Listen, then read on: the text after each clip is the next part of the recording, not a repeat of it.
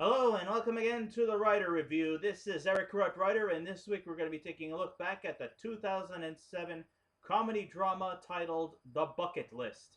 Now, The Bucket List runs for an hour and 37 minutes long.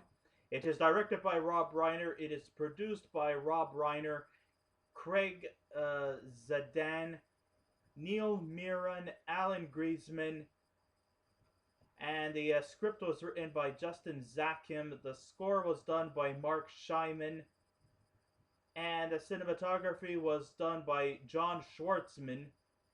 A lot of mans here. And it was edited by Robert Layton. And the stars of the movie are Jack Nicholson, Morgan Freeman, Sean Hayes, Beverley Todd, Rob Morrow, his son Alfonso Freeman, Rowena King, and Serena Reeder. Now, years ago, as a youth, I was always eagerly enthusiastic about Rob Reiner's next movie project. But those expectations have kind of faded out by the turn of the century. What was that ingredient that made his movies so uplifting? What signifies Rob Reiner's trademark and indirection, and his uncanny way of taking a relatively sad and depressing story, and they were very layered in detail, and he took those stories to just progressively add humor or other distractions to cover up the hidden sadness behind the films he directed. I mean, movies like Stand By Me and The Princess Bride were films of that magnitude that worked to great effect. Even The Story of Us had that same fondness as well. When it came to us procuring a guilt-free, tearful film, we can always count on Rob Reiner to deliver. Manipulative for sure, but effective for good storytelling. After watching the 2007 film The Bucket List, I felt like I was being rated. Like the 2002 film Alex and Emma, The Bucket List plods around the muddled plot scenarios we could think of and doctors it up on odious humor to get through the melancholy story. Once again, we are treated for the upteenth time to listen to another sappy narrative from Morgan Freeman, who seems more in love with his voice than life itself, and the elevator music in the background seems repetitive to the point of being grating.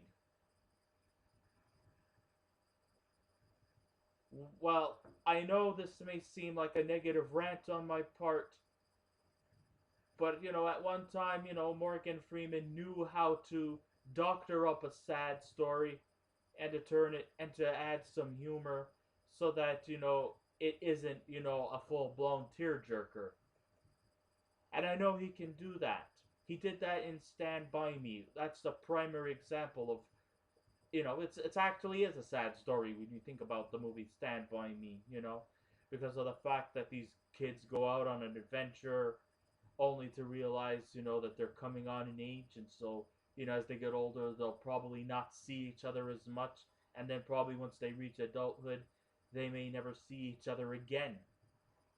Well, like I said, in a lot of Rob Reiner directed movies, films of this magnitude were his trademark. He could take a sad story and turn it into something that would not feel as sad as we expect it to be. Have some happy cues to go with this rather depressing story. This movie is about as depressing as it can be. Was it a bad movie? No.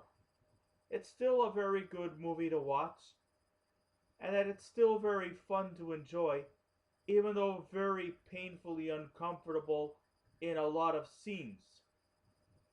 Okay, maybe it's just the feeling of watching two men who are on the brink of entering the pearly gates and the struggles they're facing can be a wake up call that humans may live a long life but we're not programmed to live forever. We got that. I'm not going to be around forever. Nobody's going to be around forever. So we got to learn to sort of, just to make the most of what our time is here on this earth. Because if we don't, then we've probably missed out on a lot. And even through death, we probably may have missed out on a lot. So make most of the time to what you have here. Because once it's gone forever. So the story centers around two aging old men. Edward Cole, played by Jack Nicholson, and Carter Chambers, played by Morgan Freeman, who both have terminal cancer and realize that their days are numbered. Mr. Cole is a strict but successful businessman who runs the hospital that he was admitted to.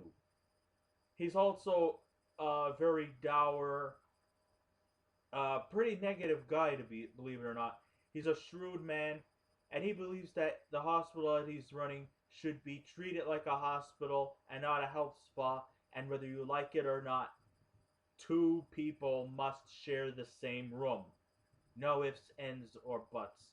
Even though it is revealed that he has cancer and that he's dying, and even though he may probably have all the resources, he just couldn't break away from his protocol. So eventually he ends up roommating with Morgan Freeman's character, Carter Chambers.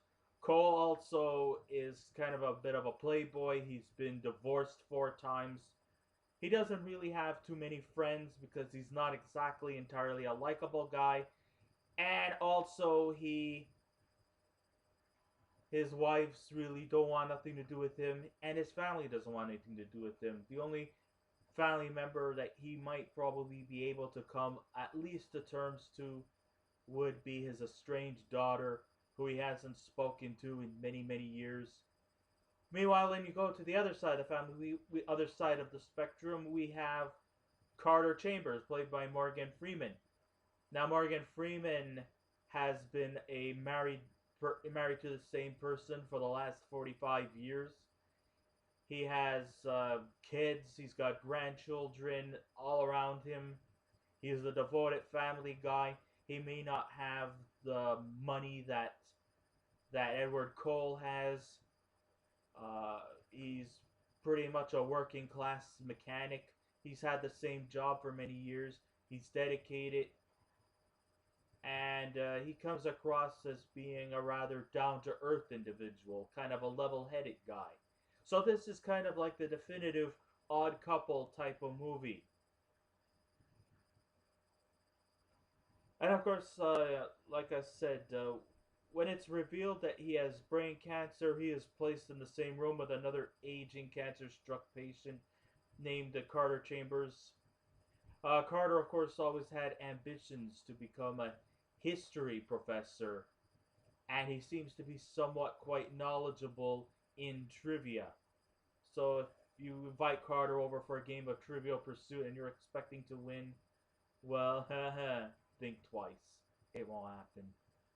Carter Chambers is a very sharp guy. Okay.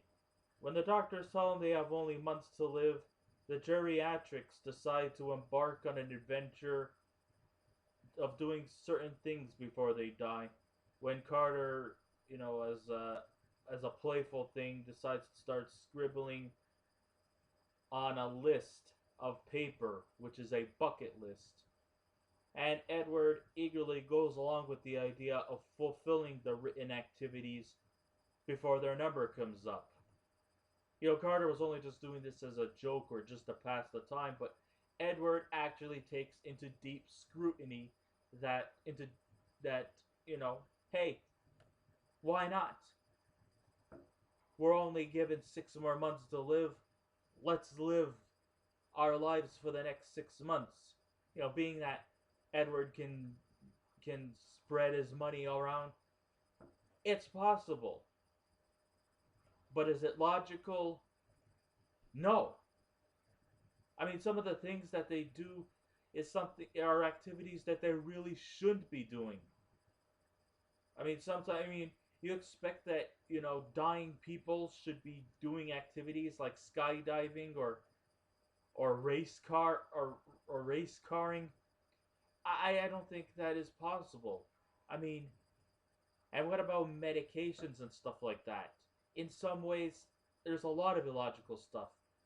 Now I know Edward's family doesn't really give a shit if he lives or dies, but Carter should have known better. I mean, he's got concerned family members. And yes, even though his wife does not want him to do these activities and she is concerned about him, still, for the sake of humanity, these guys shouldn't even really be doing these things. They should have been doing, something simpler instead of skydiving or taking part in race car driving. No. They should have done something, a little more meaningful, for the sake of their health. Their health should be the main thing that should be on their minds, and for the sake of their family, especially Carter's. I was almost expecting Rob Reiner to make this route of Edward and Charles and Carter's hospital stays and their illnesses and to purify them to make them less heartbreaking than it really should. I mean, it looks awfully painful to watch a man go through all kinds of tests and shaving his head bald as he goes through chemotherapy and having fluid stored in him to keep him alive. Sure, Edward gets better hospitality than Carter because he doesn't need to depend on such things as HMO. Well, at least Rob Reiner doesn't go in the same way like Terry Gilliam and turn the hospital into a fantasy world, because Reiner doesn't actually like the idea of glorifying aging and dying by making it light in content and to make it painful to watch, because in deep reality it is painful to watch. This movie may have some light tones to it, but it also has some very uncomfortable and very saddened tones to it as well. And the comical elements just don't seem to mask it very good. And that's kind of like where the major weakness is in this movie, aside from that and the illogical stuff that goes along with it. The film really starts to go off kilter once Reiner decides to let these gentlemen go globe hopping. At first, the script starts manifesting into dramatic speeches and then breaks into a series of confessions, revelations, and inner demons between the both of them. Though the script doesn't call for long-term speeches, the physical humor like auto racing and skydiving feels forced and not very well structured, and also not exactly strong in terms of the considerable terms concerning these individuals. The real manipulative scene where we're forced to shed a tear happens outside of Cole's estranged daughter's house as he struggles to reconcile with her. And then our claustrophobic audience gets treated to the overbaked eulogy in which the voice is presumably heard posthumously from Carter's inner thoughts. Of course, like at the end of the movie, like we hear Carter's voice saying something like, Edward Cole lived to the age of 81 years old. How does he know that Cole lived to the age of 81? Was he been following him through the rest of his life? And that he got buried in the Himalayan mountains. Well, that's fine. But how did Carter know that Edward lived that long? I mean, were you kind of like a ghostly stalker through the remaining years of Edward's life? That didn't really make sense. To have Morgan Freeman's voice near the end. Over the years, Reiner has kind of failed to balance the light humor that's essential to rather melancholy stories, which was how he methodically directed his films over the last 2 to 3 decades. Sure, the film may appease to the older adult community, like when a teenage boy wants to see their favorite superhero film, or the teenage girl for a teen comedy. I mean, hey, come on, different strokes for different folks. If Reiner wants to rejuvenate from his earlier works, he must equally try to mask the sentimental factors with the humor much better. But until that comes again, all I can say is, when did he start losing his style? Rob Reiner, we love to see the old you back again. We love to see you go back to your old roots. And maybe one of these days you will go back to your old roots and direct a movie where you can mask the sad stories with enough humor to go along. This one just didn't seem to reach that kind of level. So on a scale of 1 to 10, I give The Bucket List a 6. So I guess this ends my Rider review. Thank you all for listening in. If you wish to subscribe to my channel, please feel free to do so. If you wish to leave a comment, go right ahead. Just remember, be kind, be courteous, don't be rude, and I will be back again with another review. So until next time, this is Eric Rider saying, keep watching those movies, and I'll see you around.